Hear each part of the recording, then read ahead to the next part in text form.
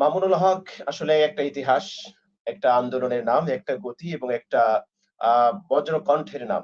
আমরা দেখেছি বিগত ৩ টা বছর পর্যন্ত তাকে কারারুদ্ধ করে রাখা হয়েছিল। তিনি কারাবন্দী ছিলেন। অনেকে হয়তো চেয়েছিলেন যে মামুনুল হককে মানুষের হৃদয় থেকে মুছে ফেলানোর জন্য। কিন্তু এটা সম্ভব হয়নি। আমরা দেখেছি দীর্ঘ ৩ টা বছর তিনি কারারুদ্ধ ছিলেন এবং তাকে এই আদালত থেকে সেই আদালত, এই আদালত থেকে সেই আদালত তাকে একবার কাশিমপুর, একবার ঢাকা, একবার সেখানে এখানে বহু জায়গায় তাকে বহু কষ্ট, বহু কিছু করা হয়েছে। আল্লামা মামুনুল হকই নয়। দেখবেন ইতিহাস আমাদেরকে একথাই বলে যে যারা মাজলুম হয়, যারা অত্যাচারিত হয়, নিপীড়িত হয়, তাদের প্রতি মানুষের একটা ভালোবাসা থাকে। হয়তো মানুষ সেই ভালোবাসাটা প্রকাশ করতে পারে কখনো, কখনো প্রকাশ করতে পারে না। উনি একটা দারাজ কণ্ঠ ছিল। তো যারা সাধারণভাবে মোদির বিপক্ষে তিনি আওয়াজ তুলেছেন। তারপরে আপনারা জানেন যে ভাস্কর্য বিরোধী যে একটা আন্দোলন ছিল, সেই জায়গায় উনি কথা বলেছেন। বিভিন্ন সময় দেশের জাতীয় ইস্যু নিয়ে তিনি কথা বলেছেন এবং মাজলুমের পক্ষে কথা বলেছেন। এজন্য কিছু মানুষ যারা ছিলেন, যার বিপক্ষে যারা ছিলেন, তারা তো চাইবেই যে তার কণ্ঠকে স্টেবিল করে অবতারণা করেছেন। আমি ১ম এ সংক্ষেপে বিষয়টা আলোকপাত করি যে মামুনুল হক আসলে একটা ইতিহাস, একটা আন্দোলনের নাম, একটা গতি এবং একটা বজ্র কণ্ঠের নাম। আমরা দেখেছি বিগত ৩ টা বছর পর্যন্ত তাকে কারারুদ্ধ করে রাখা হয়েছিল। তিনি কারাবন্দী ছিলেন। ৪৩ টা মামলায় তিনি জামিন পেয়েছিলেন এবং তিনি মুক্ত হয়েছেন। অনেকে চেয়েছিল মামুনুল হককে আসলে কারাবন্দী করে মানুষের হৃদয় থেকে তাকে দূরে সরানোর জন্য। কিন্তু সেটা আসলে ভুল প্রমাণিত হয়েছে। অনেকে হয়তো চেয়েছিলেন যে মামুনুল হককে মানুষের হৃদয় থেকে মুছে ফেলানোর জন্য। কিন্তু এটা সম্ভব হয়নি। আমরা দেখেছি দীর্ঘ ৩ টা বছর তিনি কারারুদ্ধ ছিলেন এবং তাকে এই আদালত থেকে সেই আদালত, এই আদালত থেকে সেই আদালত তাকে একবার কাশিমপুর, একবার ঢাকা, একবার সেখানে এখানে বহু জায়গায় তাকে বহু কষ্ট, বহু কিছু করা হয়েছে। এবং এক টক শোতে মামুনুল হক সাহেবের ছেলে এসেছিলেন ফেস দ্য পিপলে। আপনারা অনেকেই সেই টক শোটা দেখেছেন। তিনি বলেছিলেন, দাবি করেছিলেন যে তাদের পরিবারকে তাদের সাথে দেখা করতে দেওয়া হয় না, দেওয়া হচ্ছে না। এরকম বহু কথা গিয়েছে। তো আমরা মোটামুটি সবকিছু আমাদের চোখের সামনে আছে। কিন্তু হলো কি? হচ্ছে হিতে বিপরীত। আমরা দেখলাম যে মামুনুল হকের মুক্তির কথা না প্রচার প্রসার আছে, তেমন কোনো প্রচার প্রসার হয়নি।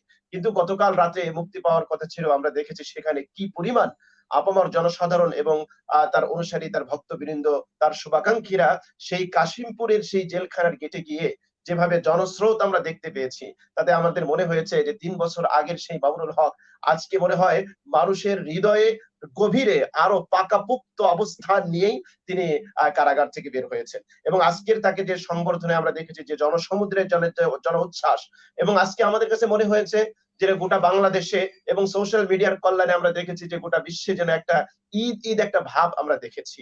যে সর্বস্তরের মানুষের মধ্যে একটা তাদের একটা আবেগ, তাদের একটা উচ্ছ্বাস। দীর্ঘদিন পর্যন্ত তাদের ভিতরে এক ধরনের একটা ক্ষোভ ছিল বা এক ধরনের একটা চাপা কষ্ট ছিল। কিন্তু আজকের শুক্রবারে আমরা দেখতে পেয়েছি সকালের একটা দৃশ্য, একটা ভিন্ন চিত্র, ভিন্ন একটা আবহ, ভিন্ন একটা ইমেজ আমরা দেখতে পেয়েছি। সুতরাং এটা স্পষ্ট হয়েছে যে আসলে কাউকে কারারুদ্ধ করে, কারো প্রতি জুলুম করে কখনোই তার জনপ্রিয়তা এটাকে কমানো যায় না, বরং দিন দিন আরো সেটাকে বৃদ্ধি পায়। তার একটা জ্বলন্ত উদাহরণ হয়ে থাকবে আল্লামা মামুনুল হক হাফিজাহুল্লাহ। মহাগ্রন্থ আল কোরআনুল কারীমের একটা আয়াত মনে পড়ে গেল। আল্লাহ সুবহানাহু ওয়া তাআলা ইরশাদ করেছেন, ইন্নাল্লাযীনা আমানু ওয়া আমিলুস সালিহাত সায়াজআলু লাহুমুর রাহমানু উদ্দা। আল্লাহ সুবহানাহু ওয়া তাআলা বলছেন, যারা নেক কাজ করে, সৎকর্ম করে, তাদের জন্য আল্লাহ পাক ভালোবাসা তৈরি করে দেন। হাদিসের মধ্যে এসছে যে আল্লাহ পাক কিভাবে মানুষের হৃদয়ে মানুষের জন্য ভালোবাসা তৈরি করে দেন।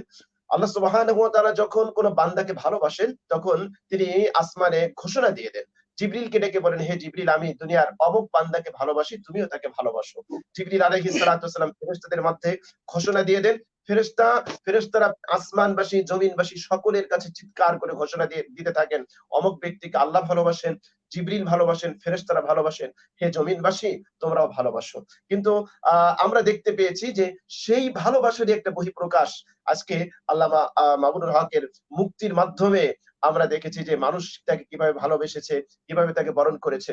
শুধু আল্লামা মামুনুল হকই নয়, দেখবেন ইতিহাস আমাদেরকে একথাই বলে যে যারা মাজলুম হয়, যারা অত্যাচারিত হয়, নিপীড়িত হয়, তাদের প্রতি মানুষের একটা ভালোবাসা থাকে। হয়তো মানুষ সেই ভালোবাসাটা প্রকাশ করতে পারে কখনো, কখনো প্রকাশ করতে পারে না। কখনো বহিঃপ্রকাশ করার সুযোগ পায়, কখনো সুযোগ পায় না।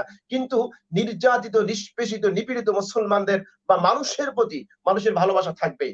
আপনারা দেখে থাকবেন ইতোমধ্যে যে ফিলিস্তিনের যেই নির্মম হত্যাযজ্ঞ চলছে, যেখানে ইসরায়েলের বর্বর বাহিনী সেই নিষ্পাপ মাসুম বাচ্চাদেরকে হত্যা করেছে, নিরপরাধ মানুষদেরকে যেভাবে নির্বিচারে গুলি করে হত্যা করছে, আমরা দেখতে পাচ্ছি যে তাদের প্রতি বিশ্ববাসীর কিভাবে একটা সিম্প্যাথি তৈরি হয়েছে। খোদ আমেরিকার কয়েকদিনের চিত্র আপনাদের দৃষ্টির অগোচরে নেই। আপনারা দেখতে পেয়েছেন যে খোদ আমেরিকার কলেজ ইউনিভার্সিটির ছাত্ররা পর্যন্ত ফিলিস্তিনের নিপীড়িত জনতার পক্ষে তারা কিভাবে আন্দোলন করছে, কিভাবে তারা একাত্মতা পোষণ করছে। হতে পারে স্বার্থান্বেষী স্বার্থবাদী মহল তাদের স্বার্থ হাসিল করার জন্য, তাদের সাম্রাজ্যবাদী এজেন্ডা বাস্তবায়নের জন্য, তাদের ক্ষমতা টিকিয়ে থাকার জন্য, রাখার জন্য, তাদের ক্ষমতার মসনদকে পাকাপোক্ত করার জন্য হয়তোবা তারা বাস্তবতাকে এড়িয়ে যেতে পারে। কিন্তু সাধারণ মানুষ, সাধারণ জনগণ তারা কিন্তু হকের পক্ষে, সত্যের পক্ষে, ন্যায়ের পক্ষে, তারা কিন্তু জালেমের বিপক্ষে, মাজলুমের বিপক্ষে।